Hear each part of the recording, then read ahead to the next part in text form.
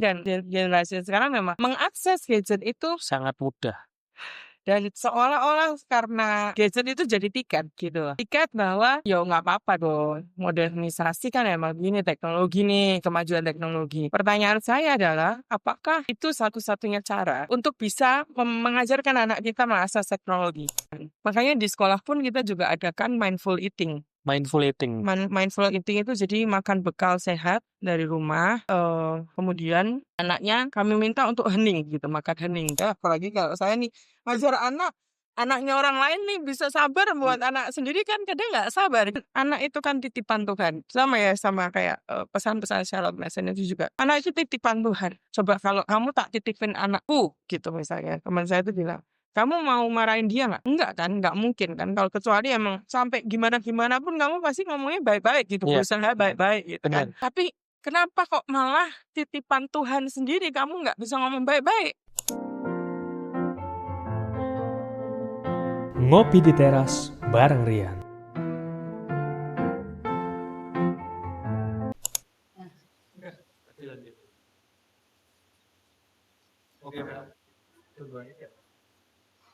Ya tadi lanjut ya, kita barusan pindah. Makasih banget sih udah repot-repot pindah ke lantai 2. Gotong-gotong. Tapi tadi memang cerita Cilingga, tadi kita sambung dikit ya. Aku langsung keinget ayat, kau akan diam saja dan Tuhan akan berperang untuk ini. Itu benar-benar tadi begitu Cilingga cerita, aku langsung kayak terbersitnya itu. Karena ya memang Cilingga itu menurut saya, menurutku itu ada Tuhan mau. Kamu menunggu. Tunggu aja. Dan biarkan semua diatur sama Tuhan kan. Akhirnya terbukti kalau Cilingga memang nggak salah. Pasti kan dibuktikan oleh waktu dan dibuktikan oleh orang-orang yang sekitarnya itu. Terus juga tergelitik juga doa untuk sending love itu gimana? Ya itu, jadi ada satu kelas yang memang saya ikuti gitu ya. Itu istilahnya kelas mindfulness gitu. Jadi waktu itu ya justru gara-gara ya kan pasti kita sempet ya, maksudnya namanya jengkel, gemes gitu tuh kayak pasti ada gitu yang sampai kita tuh gitu. Ini loh, gitu tuh ngerti kan ya? Jengkel. Jengkel nggak, cuma jengkel, jengkel itu tadi. Nah, apa ya? Ya itu dari kelas itu tuh serius nih aku disuruh. Wah, iso mana ini?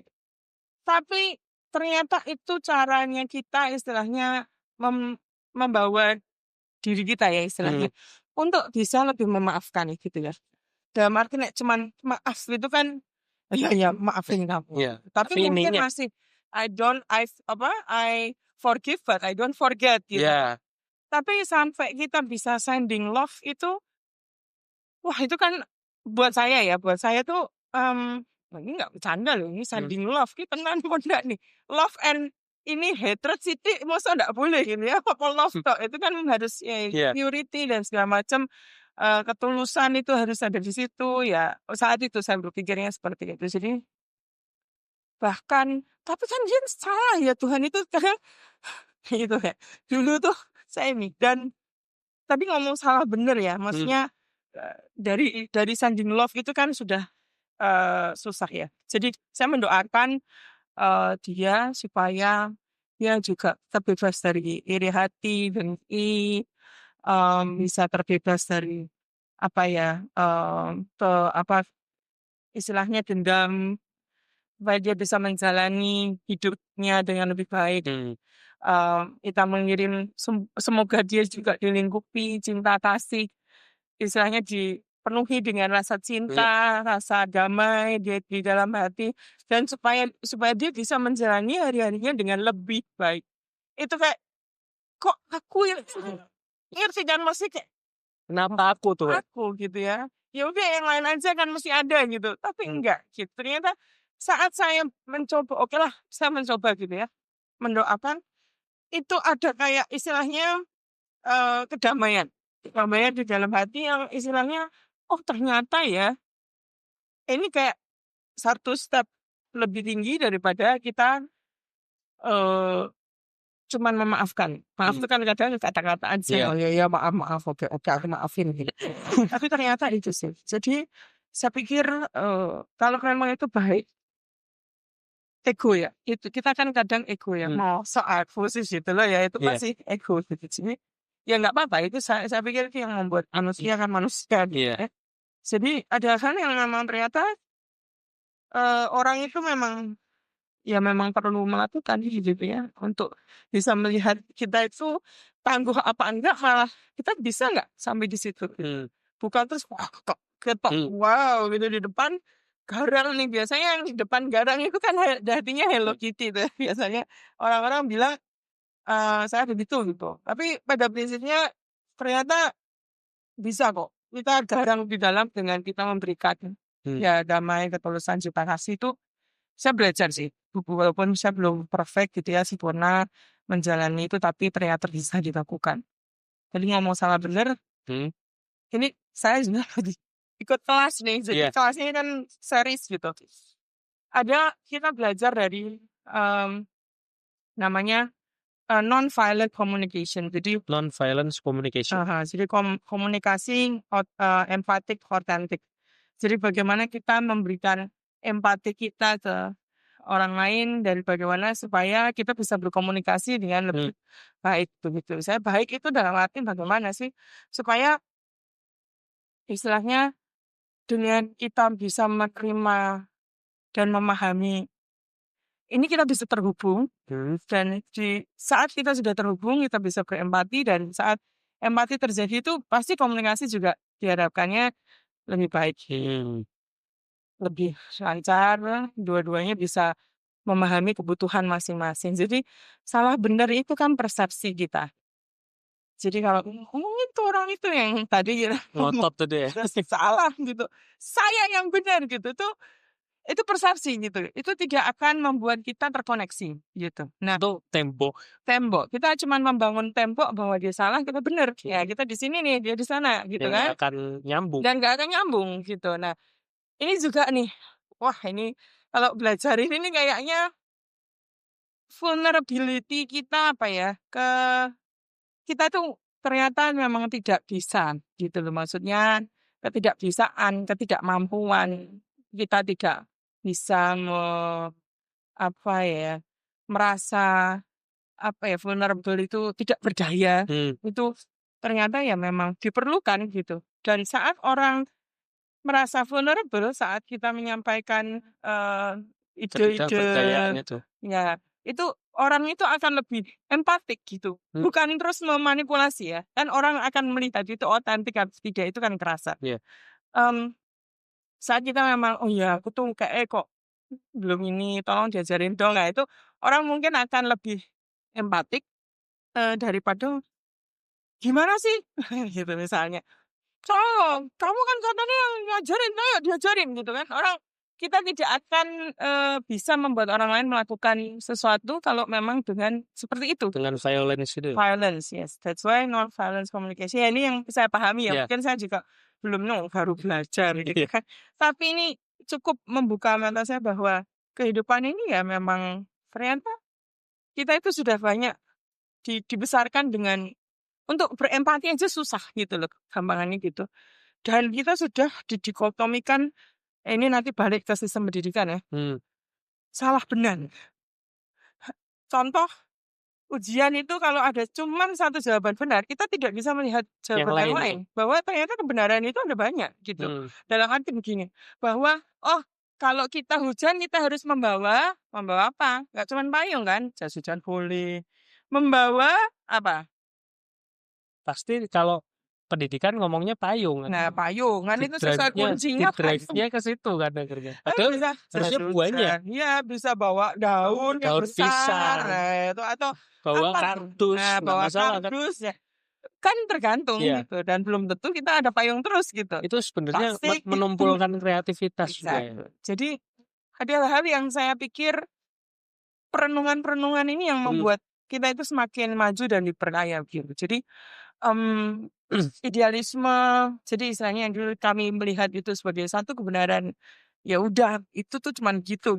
Misalnya ini bikin sekolah ya harus kayak gini gitu. Ternyata waktu kita berjalan itu ya istilahnya banyak sekali hal-hal yang kita lihat sebagai kebenaran-kebenaran yang lain dan banyak tadi itu. Ini juga benar ya.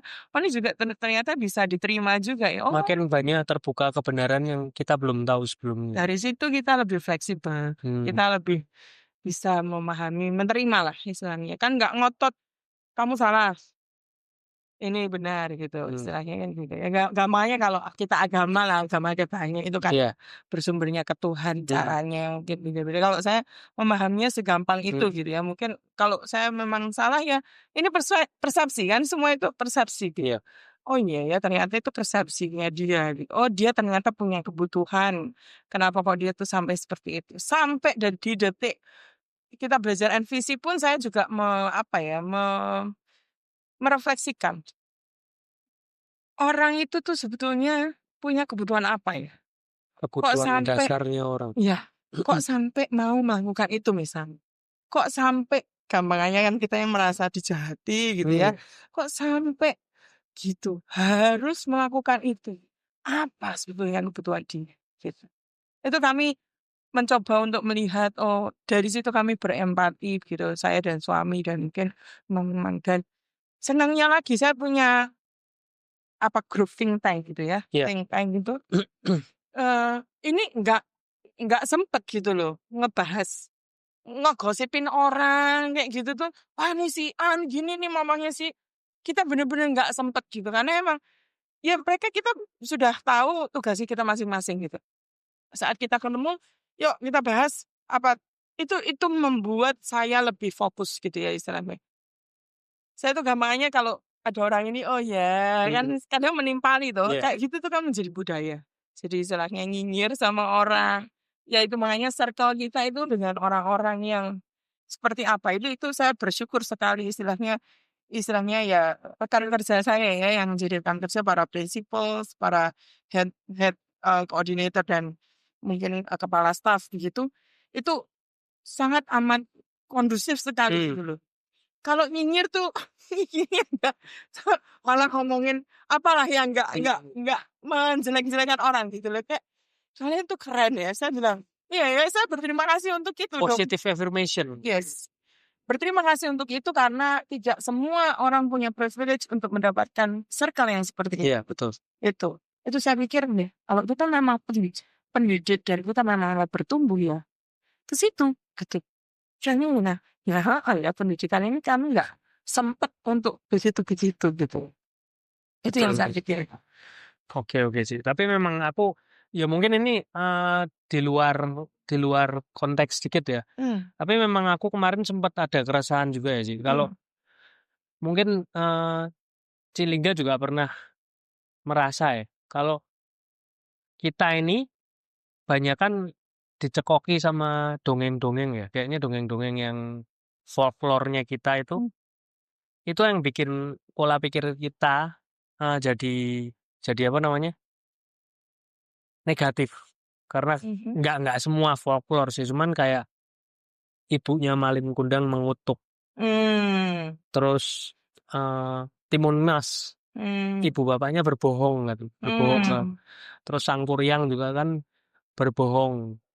Ibunya Sang Kuryang berbohong dan Kancil nyolong. Jadi kayaknya kok banyak ya folklore kita kok negatif. Aku jadi mikir-mikir kalau kita ajarkan anak kita folklore dari kecil, bukan kitab suci, itu nanti semakin tumbuh dewasa, dia akan semakin negatif pola pikirnya karena terbentuk oleh pikiran dari orang tuanya dan kita nyeritanya Kancil. Si Kancil nyolong timun punyanya Pak Tani. Seolah-olah nyolong itu biasa. Oke. Bener gak? Saya mungkin agak berseberangan ya. Tapi Iya, nggak apa-apa. Ngobrol lagi ya. Cuman gini sih, kalau saya melihat ini keresahan pribadi. Iya, mungkin kan ada keresahan itu nanti kita punya kekhawatiran bahwa kita kok memberikan saya moralitas ke anak-anak kan kurang pas gitu ya, atau kita bisa mengkonfirmasi bahwa hal-hal tersebut. Kalau mana saya sendiri, saya tidak saya menerima bahwa salah satu living book yang living itu memang Alkitab. kalau dari sisi agama ya, gitu ya, kitab suci gitu. Kitab suci masing-masing itu mungkin bisa jadi living book yang baik untuk anak-anak jelas gitu. Kalau folklore atau mungkin cerita-cerita yang kancil nyolong timun dan apa segala macam itu, tinggal kita mau nah nih, makanya kenapa kok di Charlotte Mason, pendidikan Charlotte Mason itu kita ada ide hidup. Ide hidup. Hidup itu kan nggak cuma positif aja. Gitu. Jadi ada ide-ide yang sampai bisa menyentuh pribadi seseorang, sampai kita itu nggak perlu loh. Ayo kamu supaya kamu jujur, kamu tidak boleh loh, seperti kancil. Gitu. Nggak perlu sampai kita berkhotbah panjang lebar preaching seperti itu di depan anak. Tapi dari membaca, anak itu bisa merefleksikan. Nah dari merefleksikan atau menarasikan, itu anak-anak kita bisa tahu loh pola pikirnya dia gitu lapangannya. Nah itu yang kita sebut dengan istilahnya ya folklore itu ya memang as it is gitu. Makanya ada yang membantu istilahnya teman-teman di komunitas misalnya, ada yang membantu menyaring mana yang living, mana yang enggak. Oh. Mana yang living, mana yang enggak. Kenapa? Karena living itu juga bisa jadi dari bahasanya. Bahasanya yang indah. Jadi bahasa itu tidak perlu disimplify atau disederhanakan. Biarkan seperti itu. Kalau memang itu sudah saatnya, makanya itu ada step-stepnya. Misal, untuk anak PAUD bacanya yang ini, ada daftarnya tuh. Untuk anak kelas 1 cocoknya yang ini, kelas 2 ini, dan lain sebagainya, seterusnya. Nah, untuk ada beberapa tadi, untuk ada folklore yang tidak pas, ya memang harus disortir gitu loh. Dalam arti disortir itu mana living mana enggak gitu. Mana yang benar-benar bisa mendidik. Oh, itu memang nih ada moralitas jelek yang di dalamnya, misalnya jelek tanda kutip ya, maksudnya kok nyolong nih gitu misal. Tapi saat itu bisa memberikan kebahasaan yang baik. Terus anak itu bisa diajak untuk refleksi gitu ya. Refleksi bahwa oh, kancil nyolong timun ini kira-kira kebutuhan kancil apa ya kok sampai dia harus nyolong timun ya? Oh, lebih ke out of the box lagi. Iya, jadi Mendalami pikiran. mendalami. Misalnya, kira-kira kalau kamu jadi kancil, apa yang kamu lakukan untuk bisa mendapatkan timun gitu misalnya. Nggak tahu ya, kalau saya malah membawanya ke sana gitu. Jadi daripada kita sibuk dengan istilahnya memfilter anak-anak kita dari ya sekarang, wah itu yang Apalagi internet. anomali. Saya tuh baru ngeh loh. Baru Tungtung sahur itu ya. itu. Last week kayak tungtung sahur. Saya nggak ngerti gitu. Jadi kayak begitu saya lihat kok, aduh, Itu produk AI. iya gitu ya. Kok gini banget ya gitu. Dan memang itu cepat viral karena tanda kutip anomali, nggak biasa soalnya gitu loh. Tapi terus saya melihat, oh apakah seperti ini karena memang ini AI dan generasi sekarang memang mengakses gadget itu sangat mudah. Dan seolah-olah karena gadget itu jadi tiket gitu loh.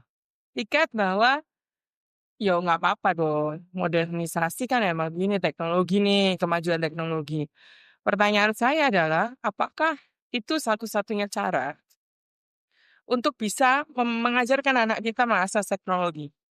Apakah dengan memberikan gadget tanpa kita mendampingi? Gitu misalnya. Apakah bijak? Atau iya itu bijak atau tidak gitu.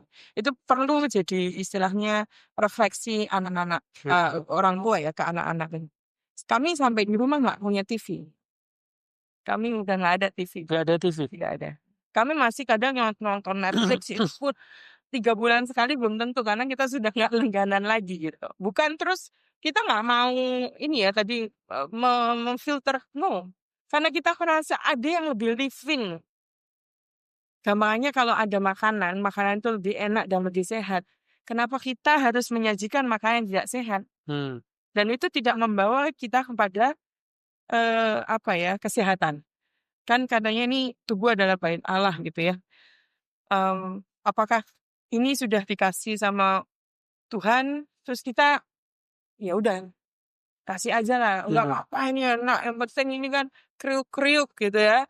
Dan ini kan, apa cuman itu saja, enak di sini tapi tidak enak di badan, buat apa? Nah, hal yang seperti itu kan kita refleksikan lagi sebagai orang tua begitu. Jadi orang tua memang nggak bisa selesai sampai punya anak gitu.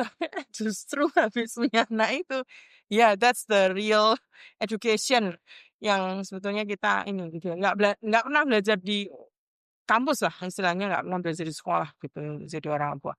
Dan anak itu refleksi dari orang tua ya, maksudnya saya kalau lihat ini kok kayak gini itu saya mikir lagi ternyata emaknya juga masih begini ya. Jadi kita justru balik lagi vulnerability, kita punya kerendahan hati untuk mengakui bahwa oke, ternyata aku masih jauh dari sempurna, masih perlu banyak belajar. Itu tadi salah satu belajar sabar itu sesuatu banget sih kalau buat saya gitu ya. Jadi ada hal yang memang ya nggak apa-apa gitu loh, maksudnya ya memang harus dijalani gitu.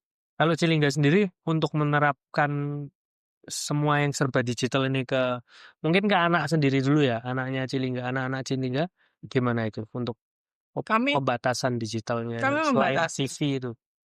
Ya selain tadi nggak ada TV, kami tidak ada gadget khusus yang kami berikan ke anak. Ada tinggalan karena waktu itu sempat pandemi gitu kan. Itu pun kita sudah password dan itu semuanya melupa passwordnya gitu. Jadi ada gini. Jadi ada hal-hal yang memang kita batasin gitu.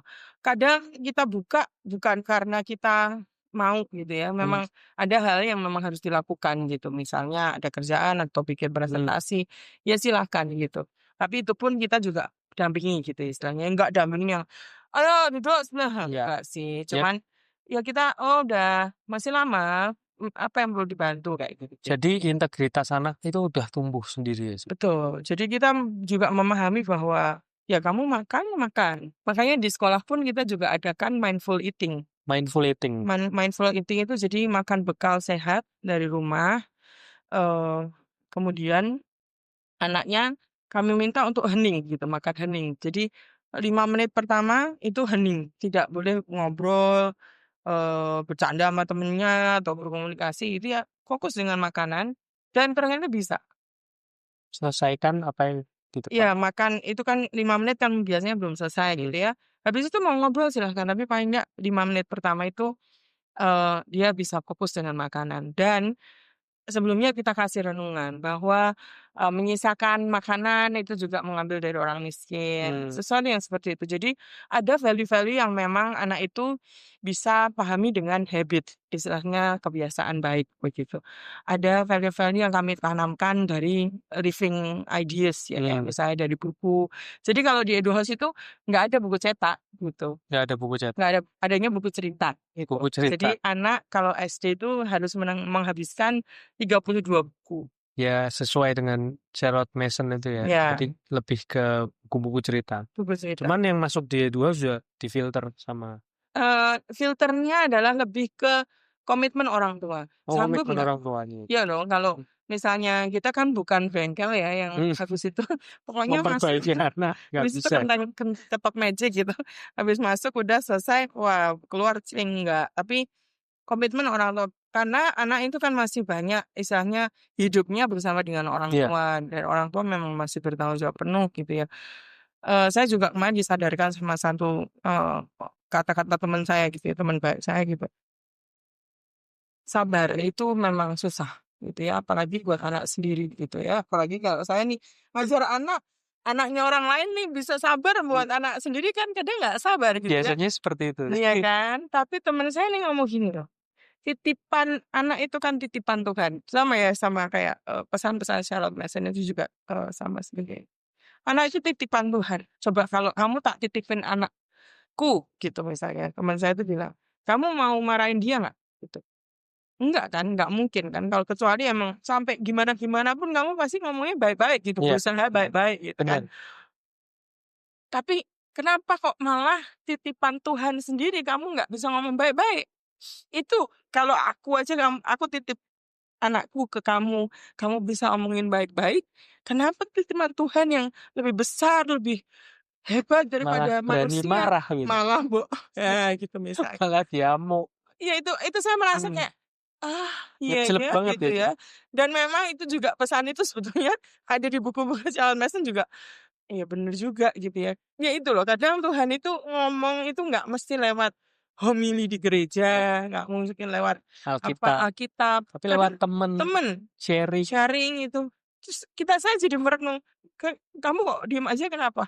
Ya apa ya, saya berpikir gitu kan, jadi oh iya ya, oh ya selama ini nih aku sudah ngapain aja sama titipan Tuhan gitu ya. Maksudnya kadang kok begini gitu ya, istilahnya hal-hal seperti itu yang saya pikir ya kami bersyukur lah istilahnya banyak teman-teman yang berani menyatakan hal itu, berani mengatakan bahwa Lingga jangan gini dong gitu. Nah itu yang saya pikir teman baik itu kan begitu ya, Iya. maksudnya nggak cuman mau baik-baiknya aja, tadi tuh balik lagi ke passion.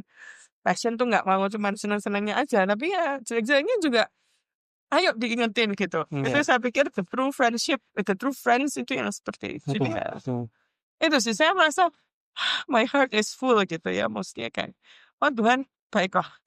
Istilahnya pesannya itu cukup ini, dan kamu ini loh maksudnya dia tahu loh, saya itu kan ngurusin anak-anak ya. Ayolah itu kalau sibuk ya sibuk, tapi jangan lupa sendiri gitu. Istilahnya Titipan Tuhan. keluarga. Titipan Tuhan jangan lupa. Titipan Tuhan kayak iya ya. At least kamu berdoa lah bareng. Masih kok pasti kok. Iya, tapi ya again ya, dari 1 poin 2022 itu saya bersyukur sekali Tuhan mau bawa kami kembali ke Dia itu dengan banyak cara. Jadi makanya saya merasa bukan terus itu tidak boleh kami lalui gitu. Harus terjadi, memang harus terjadi supaya kami bisa kembali lagi ke Tuhan. Kami bisa istilahnya apa ya? Ya ini anakmu yang bilang ini sudah balik gitu istilahnya, dan ya itu vulnerable kan, maksudnya nggak bisa ternyata tanpa kamu aku kasar-kasar gitu kan, nggak bisa apa-apa gitu. Itu sih yang saya pikir. Ya. Puji Tuhan sih. Aku juga ada dengar seperti itu juga. Ya ampun. Sampai bisa berdoa. Kita lupa kan. Aku pun lupa. Maksudnya kayak dititipi anak, yang bener sih dititipi anak. Kita malah nggak berani marah, baik-baikin. Tapi kalau sama anak sendiri, kadang kita mukul, kadang kita marah-marah, ya seleb banget sih. Dia bukan ahli parenting apa gitu, enggak loh ya. Dia cuma ibu-ibu teman saya, dan dia ini loh, aku kepengen kamu tuh juga istilahnya bisa berbuah lah. Aku kepengen sharing. Wow. Aku dulu sama anakku juga gini. Nggak tahu, itu juga cerita kayak ngalir aja gitu, nggak ada ujian, nggak ada angin, kayak waktu di mobil berdua terus apa? Oh oke. Dan Tuhan izinkan itu buat ngomong ke Cilingga. Dan sekarang Cilingga diizinkan oleh Tuhan. Kalau memang teman-teman yang nonton ini mungkin masih lupa, saya pun juga merasa demikian. Kadang saya sama anak saya ini jengkel, marah. Kadang kalau galak sekali, tapi kalau sama anak-anak lain nggak bisa segitu. Tapi saya juga lupa kalau ternyata anak kita itu titipan Tuhan. Jadi kita, ya bukan kita titipan, Tuhan juga mengajar anak-anaknya dengan tongkat. Tapi kita harus tahu kalau bukan terus kalau salah didiemin, udah kan titipan Tuhan. Bukan. Enggak, kan kita gitu juga tahu. Maksudnya mungkin gini sih. Ya saya belajar juga strategi itu ternyata banyak. Ya kan istilahnya gampangnya kita marah-marah ke anak itu kan satu strategi. Ternyata membuat dia disiplin itu tidak hanya dengan cara yang marah-marah tadi, tidak harus kamu diacam misalnya. Kalau kamu nggak bangun, nggak usah sekolah gitu misalnya, atau gimana, itu tidak harus seperti itu gitu. Jadi justru kesadaran itu kan munculnya dari dalam gitu ya. Jadi saya pikir kalau memang sudah ada kesadaran, dia mau apa aja kan bisa gitu loh sebetulnya mau. Ini kan nggak usah sampai kita marah-marah gitu. Nah itu yang saya pikir ada satu momen yang kan kamu tahu kan kalau mau ego, kamu kan tahu kan saya ini parenting apa segala macam, tapi diingetin sama teman saya loh, yang dia juga ibu-ibu biasa gitu. Sesimpel itu. Dan jeleknya sampai sekarang. Dan itu saya mengingat dengan baik. Begitu saya gitu langsung ya. Dan memang kita perlu belajar ya, maksudnya memahami diri kita sendiri. Sebagai ibu itu kan kadang me time aja nggak ada gitu ya. itu memang harus mengambil jeda. Kita harus tahu kapasitas kita. Oh, kalau aku udah kan capek, biasanya aku marah-marah, nanda kutip gitu, ngomel atau apa. Hindarin ya. Nah itu sebelum kita capek banget, nah kita harus stop. Itu saya pikir, oh ya kita dengan memahami tahu, oh ini harus istirahat dulu, nggak terus hajar terus gitu ya. Saya soalnya tipe orang yang begitu. Hajar terus. Hajar terus gitu, kalau belum selesai jangan berhenti gitu. Ternyata nggak bisa. Nggak boleh. Ya ke kanan juga nggak baik, ke kiri juga nggak baik gitu. Nah kita harus benar-benar yang oke, kita butuh apa, selesai dulu. Betul. Itu sih. Mungkin Cilingga ada pesan-pesan buat teman-teman atau mungkin yang dengan pendidikan anak sekarang itu, kalau menurut saya juga ya saya nggak menjelekkan, cuman kok beda ya dengan dulu ya. Terasanya saya. Bedanya gimana? Bedanya kayak bedanya tuh bukan semua ya, nggak semua, cuman kayak minat belajarnya, terus ketakutannya karena nggak ada ujian itu. Karena sekarang kan ujian tuh kan anggapannya ujian nggak ujian tetap naik terus kan. Itu aku justru kok worry gini ya. gitu ya, khawatir gitu. Jadi ya, worry kenapa? bener Jadi nggak gitu. semangatnya anak nanti takutnya turun kan. Dia nggak ada daya juang, takutnya, kekhawatiranku seperti itu. Jadi menurut Cilingga mungkin ada pesan-pesan nggak kalau buat yang seperti itu? Iya, jadi kalau kami sih berharap ya bahwa pendidikan ini justru bisa menyentuh sanubari gitu ya. Menyentuh sanubari itu apa? Menyentuh yang istilahnya bisa membangkitkan kesadaran dari dalam diri anak sendiri gitu. Kita enggak, ya tadi maksudnya kalau dulu kita kan ditakut-takuti ya, Betul. supaya sadar gitu Betul. ya. Dan hasilnya juga ada yang takut, ada yang enggak gitu. Saya di sisi orang yang enggak takut, Pak. Bandel. Kebetulan begitu. Jadi begitu saya ditakut-takutin malah saya semakin maju. Masa sih gitu kan? Gitu. Nantang. Nah, cuman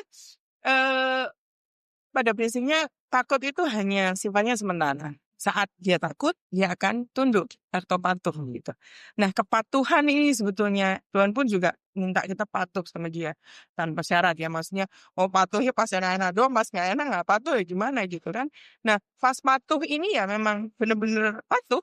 Apapun itu, jadi saya hidup lurus, ya lurus gitu. Nggak boleh belok dikit ya berarti nggak patuh kan gitu ya. Maksudnya, ada hal yang memang kita harus benar-benar jaga gitu.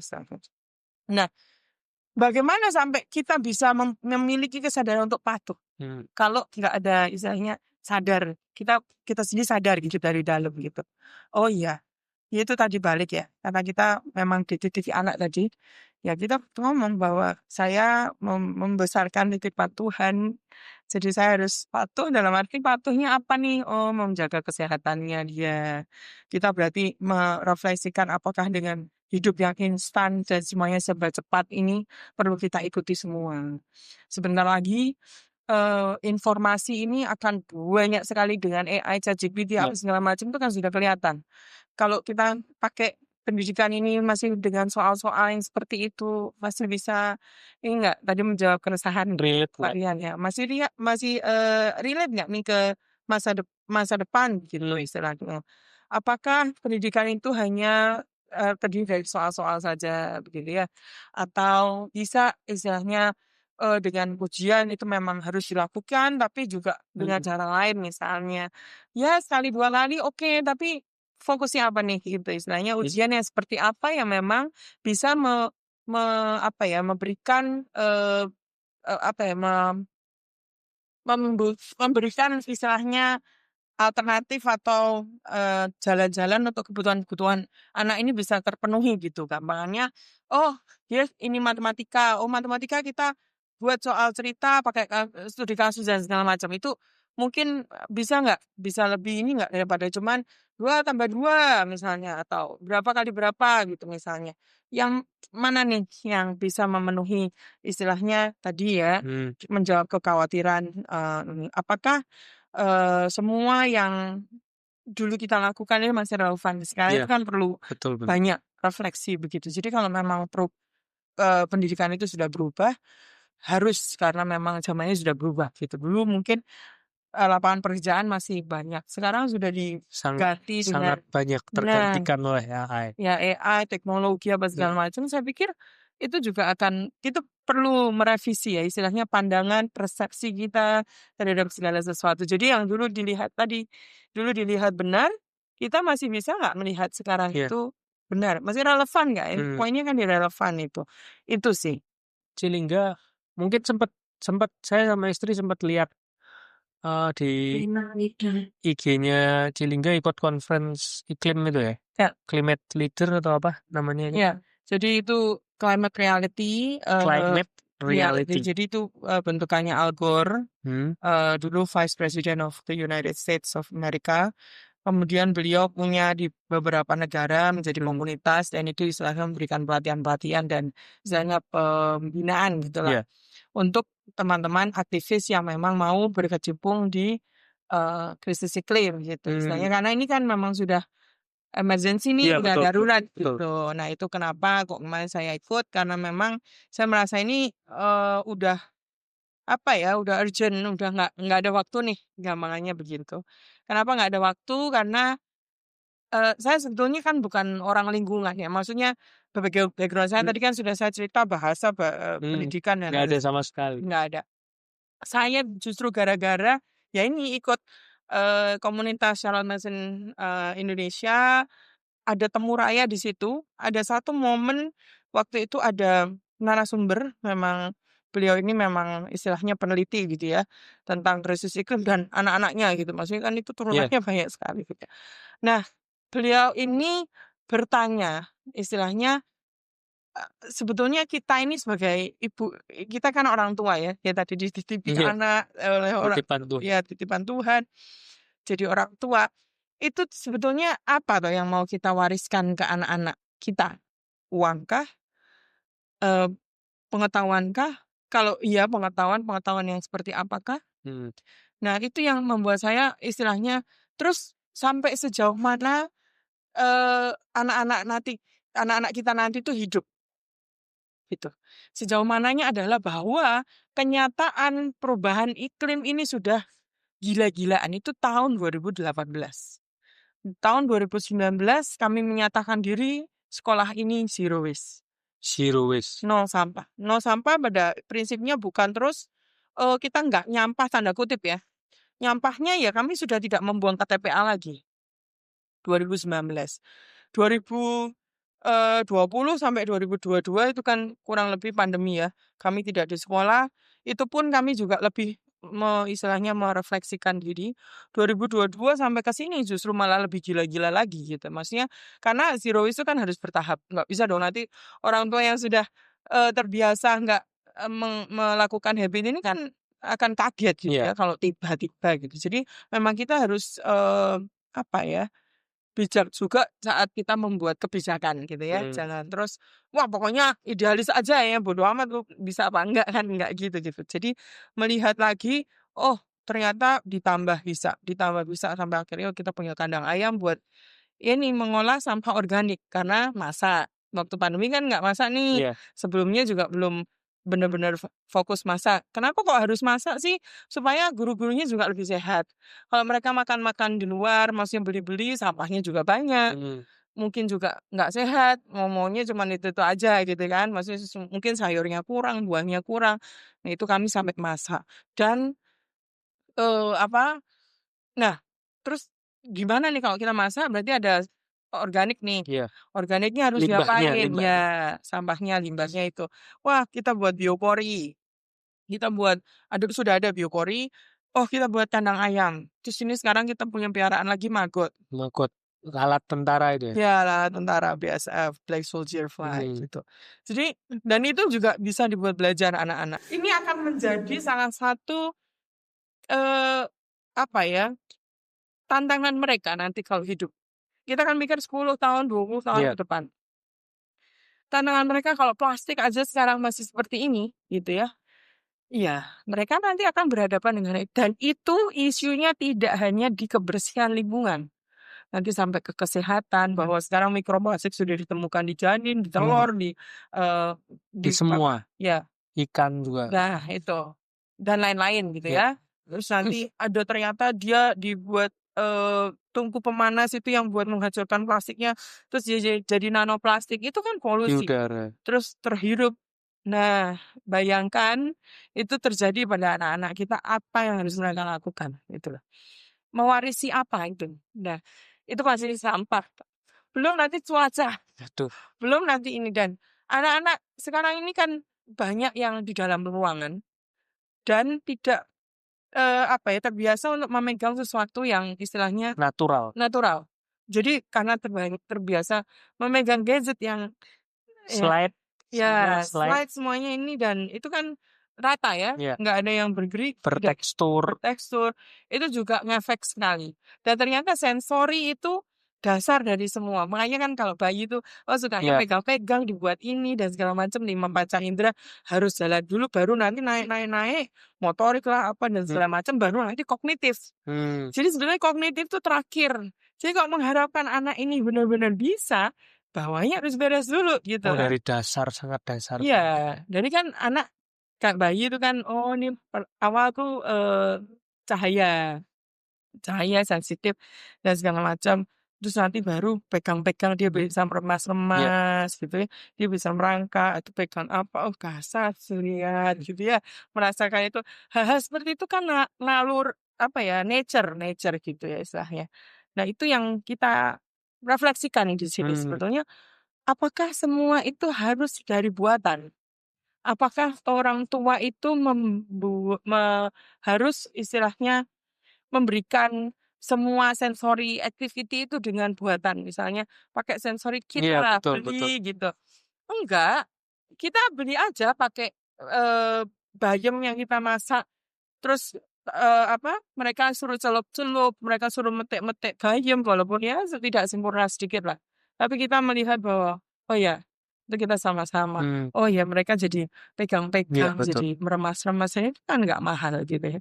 Jadi itu yang kami refleksikan, bahwa EduHaus ini pendidikan yang istilahnya ya merepresentasikan apa yang terjadi di rumah. Bapak Ibu orang tua bekerja, ya silahkan bekerja, karena memang prioritas keluarga masing-masing begitu ya.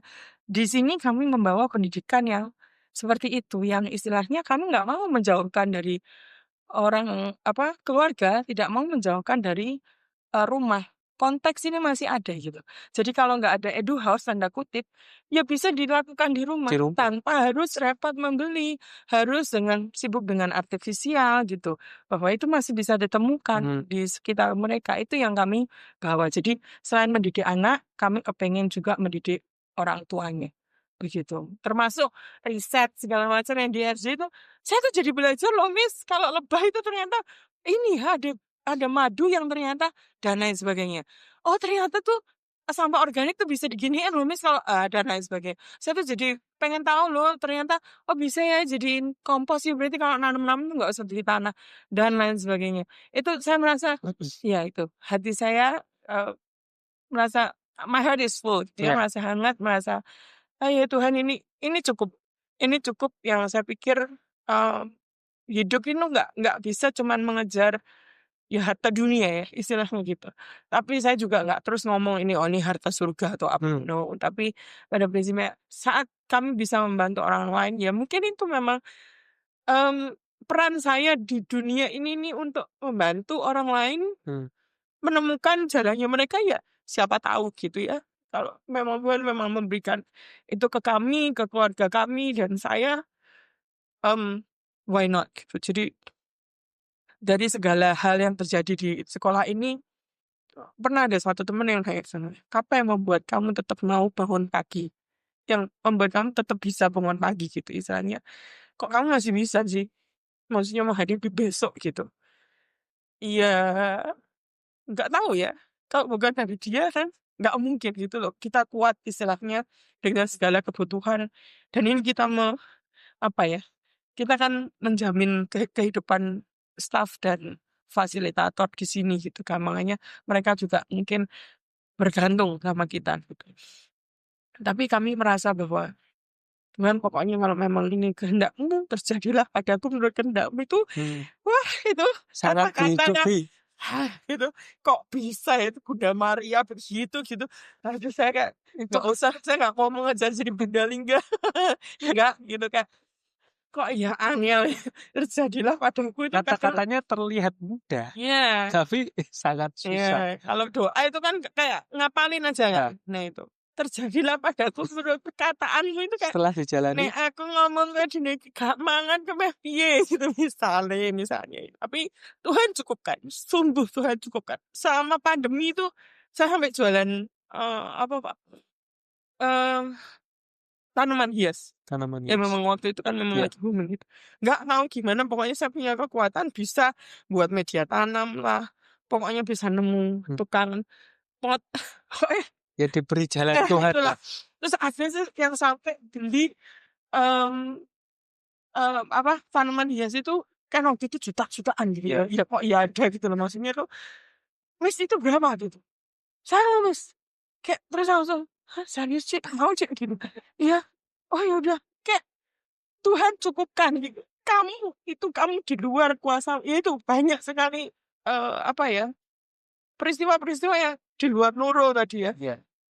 Banyak sekali kok ya ada yang gitu kan maksudnya serta saya kan ya cuman ibu-ibu dan mungkin mama-mama gitu ya mama Res ada yang ini kok ya ada iya saya lagi koleksi ini kok ya pas ngeliatin story saya bisa ada yang ini lagi mau Mas nah itu semakin Terbuka lah. ya itu nggak tahu Tuhan bukan jalan gitu maksudnya sampai pada satu titik yang terberat pun dia tetap tidak meninggalkan kamu itu yang jadi istilahnya masuk aku nggak berani membuka mata besok pagi kalau memang Tuhan berkenan saya jalannya ini passion of the Christ itu kayak oh ini toh itu dia cuman mau jadi anaknya Tuhan maksudnya dia kan bisa ya tapi dulu lah Tuhan kan bisa gitu loh Tuhan Yesus melakukan ini tapi dia kok bisa ya dia menerima gitu dengan harus jatuh sampai segitunya keseret-seret dihina diem aja itu Tuhan itu siapa gitu. Jadi kayak masa aku untuk menjadi gambaran seperti ini yang kamu sudah menciptakan saya sampai sebaik ini pun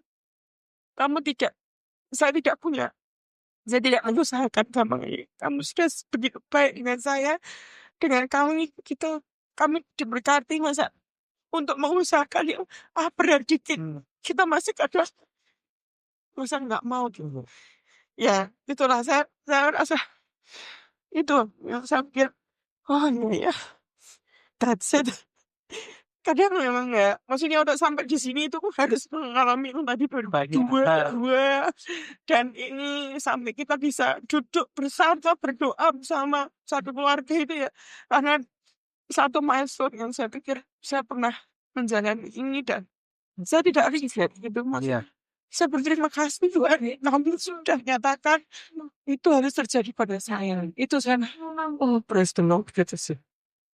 Puji Tuhan, terima kasih. Aduh, ceritanya So sorry. nggak apa-apa sih. Ya memang kalau saya pun paham, aku paham kalau misal kita sudah mewartakan, maksudnya kita ngobrol tentang kabar baik itu seringkali meluap ya. Seperti aku sama istri itu, Ci. Kalau kita ngobrol tentang Tuhan itu, kok setelah kita kenal Tuhan, kok kita jadi gembeng ya. Kadang aku pun sering cerita sama istri karena ya kadang nggak jelas kita duduk di meja makan berdua baca firman gitu, ntar tiba-tiba dia nangis sambil cerita, kok Tuhan baik ini. Ya itu wajar karena apa? Ya karena kita udah kenal gitu loh. Dengan Tuhan udah hadir saat berapa kali ini jujur pengalaman juga. Berapa kali kita duduk berdua ngobrol dan di tengah-tengahnya itu Tuhan. Kenapa kok di tengah-tengahnya aku bilang itu Tuhan? Karena kita ngobrol tentang misal apa ya? Tentang ya ada, aku lupa sih. Tentang apa sesuatu gitu. Tahu-tahu ada dia buka story atau kadang buka Instagram. Itu jawabannya bener-bener kayak Tuhan lagi ngomong nimpali kita. Nah, terus ya Tuhan kamu kok cepet banget dan kamu kok ada di sini Tuhan.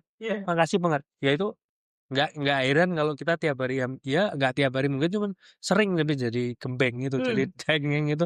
Ya karena memang merasakan kehadiran Tuhan di Ya. setiap hal itu. Iya. Tapi ya puji Tuhan, aku ketemu Cilingga juga, ketemu teman-teman yang mau sharing itu banyak terbukakan sudut pandang baru, dan puji Tuhan sih kalau sharingnya Cilingga ini juga bisa buat memberkati teman-teman yang dengar, karena aku ya sama istri juga kan juga sering kali yang nyari narasumber biasa banyak istri. Iya. Cuman ini Cilingga dari rekomendasi Ika kemarin. Ya pokoknya bisa ngobrol oke banget lah. Puji Tuhan banget. Nah, mungkin satu ya. Dulu saya sering mempertanyakan itu. Mana salah Tuhan, mana yang enggak. Ya. Gitu. Ternyata tak pikir tuh Tuhan tuh akan jelas teriak-teriak, ini aku gitu kan. dulu kepikirannya gitu. Ya, enggak ternyata kan. Jadi saat yang saya sampaikan itu, saat ini keputusan yang saya ambil ini membawa damai bagi diriku dan bagi orang lain, yaitu Tuhan. Atau kadang memang itu kayaknya susah tapi bisa gitu. Ya maksudnya kadang intuisi itu kan memang nggak ada basisnya ya kalau kita ngomong itu. Tapi ya saat kita berani, kita punya keberanian aja tuh mungkin juga ya tuh beliau hadir. Ya hadir gitu. Ya ada hal yang oh iya ya, wah gitu ya cara oke. Jadi kayak mungkin kan beda-beda ya, maksudnya bagaimana dia berinteraksi dengan saya dan dengan Pak Rian kan mungkin beda. Dengan tiap orang beda semua. Exactly. Dan itu saya merasakan oh ya enggak, ternyata Tuhan nggak usah ini suara hatiku dan ini suara hati Tuhan yang nggak nyampur gitu. Dan ternyata kalau memang kita sudah membiarkan Roh Kudus bekerja gitu ya, walaupun kadang juga hilang ya, kita padamkan sendiri dengan tadi marah-marah, dengan ego kita, kesombongan kita. Iya, lah nggak bisa lah kalau nggak jadi. Itu kalau udah mulai mencong-mencong itu pasti kita ego gitu. Nah itu saya pikir juga ya inilah oh ternyata Tuhan nggak ada di situ. Apalagi terus kita secara nggak sadar kayak dibalikin lagi, kamu mau kemana sini gitu. On track terus pokoknya lah. Itu yang saya kayak refleksikan gitu. Ya maaf ya Tuhan ya kalau aku tadi agak meleng dikit ya kesenangan gitu kan, terus jadi kayak lupa gitu. Masih sudah diingatkan ya itu, tapi itu kan butuh kerendahan hati ya. Iya betul. Kalau kita nggak ada kerendahan hati untuk mengaku itu dan mau kembali lagi itu kan nggak mungkin gitu. Ini kok saya bisa ngomong gini aja saya nggak ngerti nih apa. Kok bisa ya? Ya tapi nggak serius, maksudnya kalau kita nggak ada kerendahan hati, saya pikir juga akan sulit untuk mengakui itu kalau kita vulnerable. Iya betul. Itu kalau kita nggak punya cinta kasih, Katolik kan sering kita punya cinta kasih itu kan dulu teorinya kan gitu ya Pak. Ternyata emang bener gitu, teori ini perlu dipraktekin gitu. Oh cinta kasih itu ternyata gini, mengampuni yang bersalah pada kami itu ternyata kan cuma ya aku ampunin itu enggak, I forgive you enggak loh. Sekalian nih caranya benar-benar yang sampai kamu nggak ada hatred lagi sampai udahlah. Ada orang yang tahu nggak gini-gini, kita kan ngomong syukur gitu kan. Iya. Syukurin gitu. Enak ya rasanya. Tapi enggak. Oh kok gitu ya. Terus gimana? Itu kayak kita lebih empati. Saya nggak ada hati lah, maksudnya ya udah gini kok sampai harus begini. Udahlah, jangan. Biarkan Tuhan, biar dia punya ya hidup yang baik gitu. Itu ya terus kayak terus kapan hidup saya baik, terus dia kadang ngomong begini, kurang baik apa gitu. Itu kadang adalah kadang kalau kita merenung ya, kadang saya di depan kapal adorasi itu saya cuman diam aja nggak berdoa yang kamu gini enggak. Cuman Tuhan aku nggak ngerti apa ini gimana ya gitu. Sungguh Tuhan hadir gitu, banyak kejadian. Pokoknya banyak lah Pak yang kita nggak mungkin jadi mungkin. Itu 1 bulan ini kita sudah di sini waktu itu nggak cukup gitu kan di Canisari itu Canisari, kita harus pindah ke ke tempat lain. Ini di mana ya? Soalnya kalau kita mau siang, anak-anak ini kasihan, habitnya jadi kacau. Orang tua juga pasti mumet gitu ya. Wah pusing. Tuhan gimana ya? Saya cuma di kapal adorasi, saya cuma bengong gitu ya. Gimana Tuhan? Saya nggak tahu. Dan itu saya ngomong, pokoknya ada orang terus, Cik, kamu gimana? Gini. Oh lah ya, aku sebenarnya butuh oh ya nggak apa-apa, pakai aja Wow. pagi gitu ya. Tetap ada biaya, tapi Iya. biaya itu juga nggak make sense gitu loh kalau oh Loh, bukan gitu ya. bukan nggak ini ya, tapi ini intinya kami dibantu banyak sekali. Tuhan bekerja terus di Edu House, maksudnya kayak kok bisa ya gitu loh, maksudnya ini bener nih Tuhan, ini aku emang harus jalanin ini, ya udahlah aja deh gitu. Jadi kayak mau mundur kayak mundur nggak mungkin gitu ya. Kayak ya udah jalanin aja gitu. Terus puji Tuhannya support system suami ya itu yang penting ya, istilahnya suami ini memahami dan dia sampai harus ya udahlah ya, aku sebetulnya nggak terlalu into this, tapi ya udahlah aku mau membantu gitu. Sampai dia terus merasa alive ngurusin orang tua yang bikin kelas orang tua. Dia merasa alive di situ, ya puji Tuhan lah. Saya juga bingung kok bisa gitu ya. Tapi ya mungkin itulah saya pikir. Ya, banyak hal yang nggak masuk akal, tapi kita rendah hati, ya udah ditunjukkan. Gitu aja sih. Oke, gitu Oke. aja. Ha. Oh iya. Oh iya, Jin. Saya juga nulis buku sama istri tentang perjalanan kita berdua. Banget banget. Namanya To Walk with God. Wow. Mungkin buat teman-teman yang pengen beli boleh kontak ke DM saya aja. Gitu aja. Jangan lupa teman-teman untuk like, subscribe, komen-komen di YouTube ini juga di-share. Dan jangan lupa di-follow juga Instagramnya Edu House Primary. Dan Edu House Preschool. Oke, gitu aja. Thank you banget sih Lingga Terima waktunya. kasih. Nanti kapan-kapan kita ketemu lagi. Thank you.